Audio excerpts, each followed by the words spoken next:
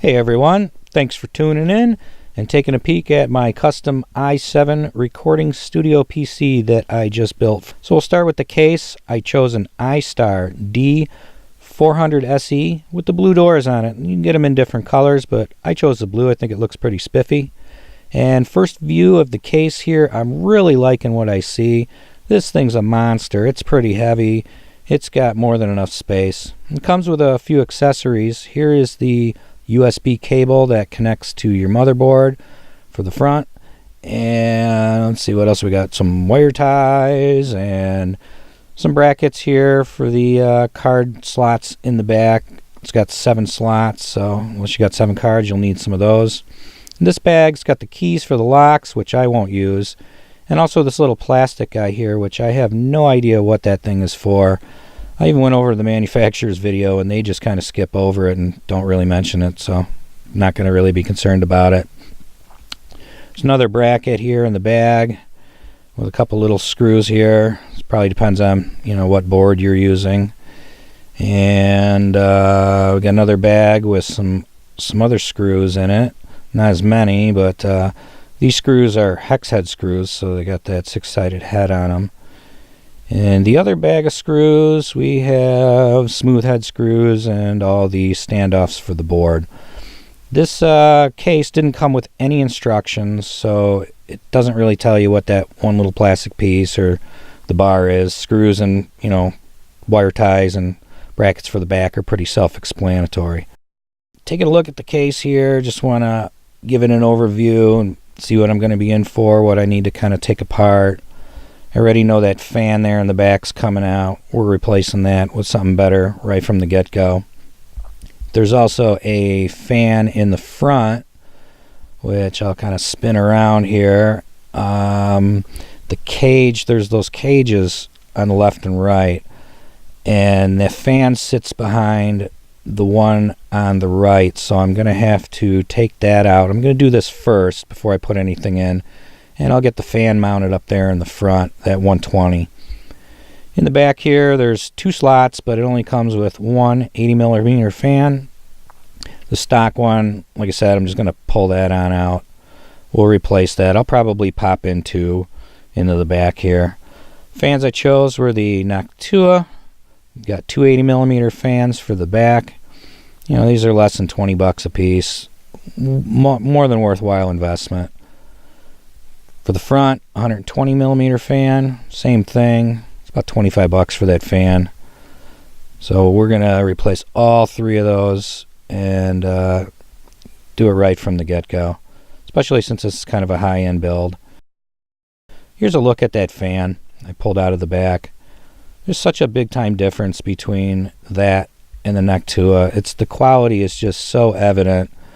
The edges of the Noctua have these little rubber bumpers on them, stop vibrations against the chassis.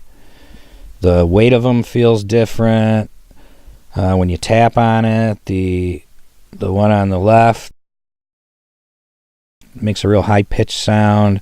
Even the wiring harness on the Noctua is much better too. It just shows it's a much better built quality part. So this is why I choose to use these from the get-go, and I don't fool around with stock fans, even though I could save a buck or two.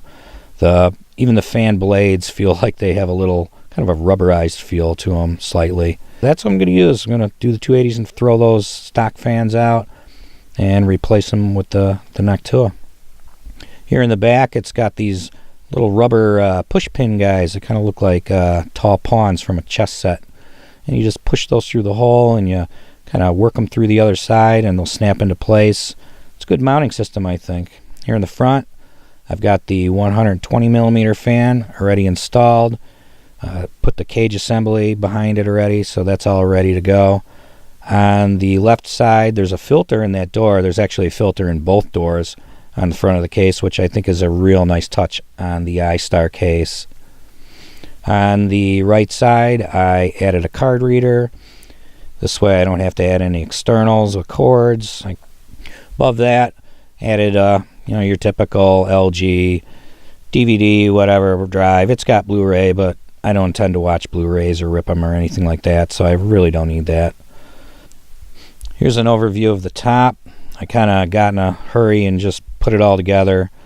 The board I chose was an MSI Z370 board. On top of that, I plopped a Intel i7 8700K processor. Put a nice big fan, another Noctua right on top of that cooler. We're not using that stock cooler that comes with the Intel, which is a joke. My Intel didn't even come with one.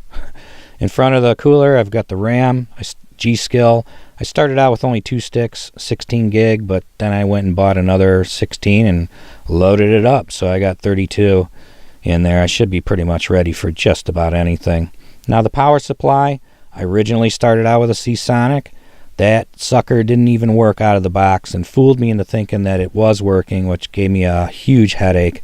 Had to get an EVGA as a test, and that one just stayed in there because it worked and fired up the computer once I was done.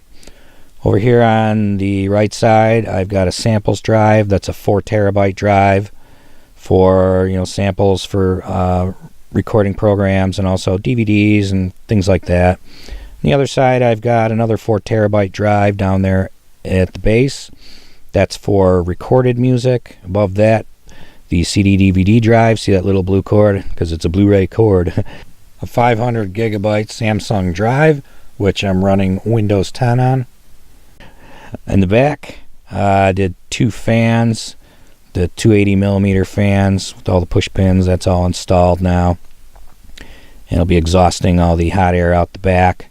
Since I have a 120 in the front, I use the kind of those step down resistors to slow down the 80 millimeters in the back because I don't want them overtaking the front fan and creating like a negative pressure on my case because it'll just pull in air from everywhere and create dust everywhere.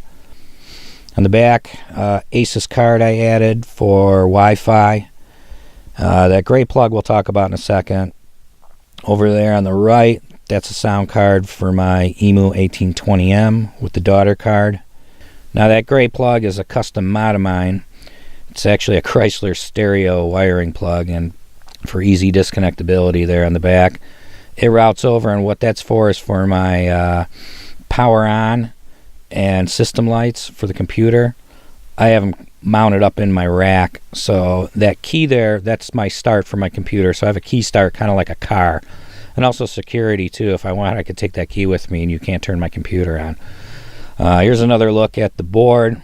Show you the wire management of how neatly I got all the wires into place. This takes a little time. Sometimes you have to unplug things and put it back together and reroute it, and just try to take extra time to make things look nice and neat. And here it is on the bench. Everything's fully assembled. I'm just getting ready to take it into my studio and fire it up and get all the software on it and get that loaded up. And we'll do another view here of the front doors closed. This is what it's going to look like in one of my lower rack bins with the blue doors. I think it's a pretty spiffy looking computer. About $1,500 it cost me to build this in just the parts. If I had to go out and buy one from a dedicated store that sells these, it would be somewhere around in the $3,000 range. So thanks for watching.